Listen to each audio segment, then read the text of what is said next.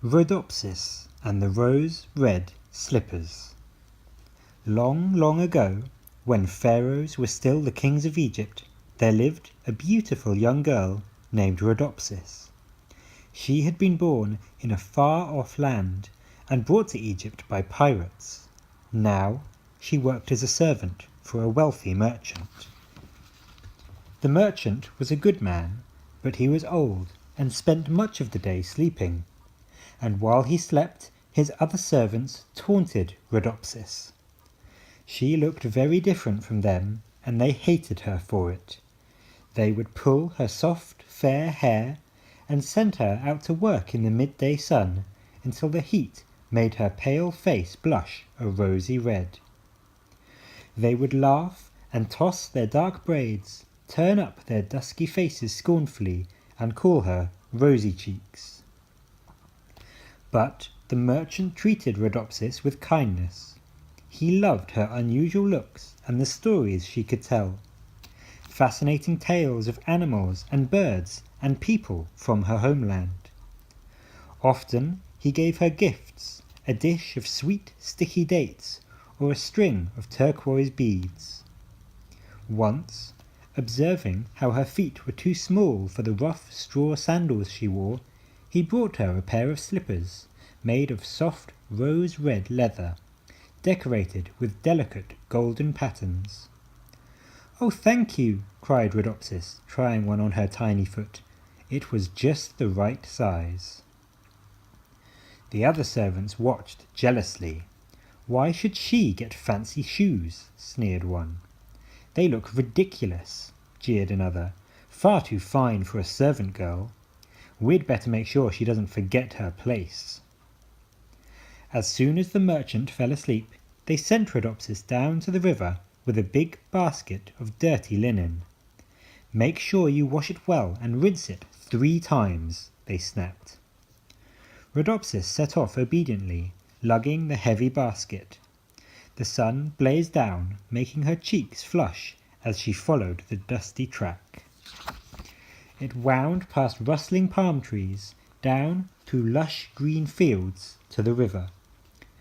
As she approached, little birds darted away with fluttering wings. Somewhere in the distance, she heard the low bellow of hippos. The riverbank was muddy and thick with reeds. Further out, blue water glittered fiercely in the bright sunlight. "I'll have to wade all the way in to do the washing," Rhodopsis realized.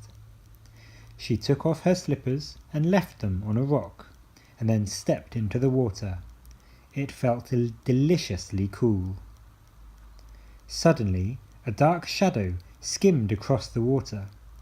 One of the birds gave a shrill alarm call. Rhodopsis glanced up and saw a falcon diving out of the sky, curved wings gleaming, talons out. Before she could move, it was soaring up into the air again, clutching a rose-red slipper. "Oh no!" Rhodopsis splashed back to the bank, snatched up the other slipper, and put it safely in her pocket. "I hope the merchant won't be angry." She watched sadly as the falcon disappeared into the distance. Straight as an arrow, the falcon flew to the city of Memphis, to the pharaoh's great white palace by the river Nile. It hovered high above the rooftops, then suddenly swooped low over a courtyard where the pharaoh and his family were sitting on soft cushions, and dropped the slipper into the lap of the eldest son. They all glanced up in astonishment. When the pharaoh saw the bird, he gasped, "The falcon is a sacred bird. This is a sign from the gods." The prince studied the slipper curiously. "It's so small and delicate.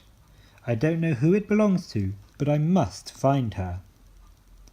The pharaoh nodded his agreement. "Bring the royal barge."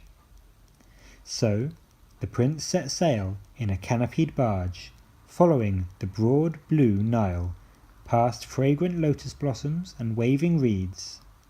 In every town, his messengers went ashore to make an announcement. Whoever fits this rose-red slipper, the Pharaoh's son desires to meet her." Then the women would crowd around to admire the fine red shoe, hoping to claim it was theirs, but it was always too small for them. Eventually the barge came to the town where the merchant lived. As word of its arrival spread, a crowd gathered. With a loud fanfare, 2 haughty-looking messengers stepped ashore. The people at the front of the crowd bowed so low their noses touched the ground. Rhodopsis hid shyly near the back. But when she heard the messenger's announcement, she came timidly out. With blushing cheeks, she slid a tiny foot into the rose-red slipper. It was a perfect fit. "Thank you for bringing it back to me," she said softly, pulling the matching slipper out of her pocket and sliding it onto her other foot. The crowd looked at the shoes and cheered. Then the messengers took her hand and led her onto the barge to meet the prince.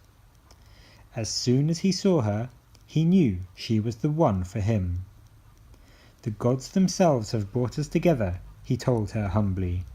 "Will you marry me and be my wife?" Rhodopsis met his strong, dark eyes and smiled. "Yes," she said, "with my whole heart." "But sire," stuttered an adviser, "you can't marry a servant. I mean, she isn't even an Egyptian." The prince shook his head. "She is more Egyptian than any of us," he replied. "Her hair is the gold of desert sands, her eyes are as blue as the waters of the Nile, and her smile is as enchanting as the Sphinx that guards the great pyramids. I will marry no one else." So it was that Rhodopsis, the servant girl, married the Pharaoh's son.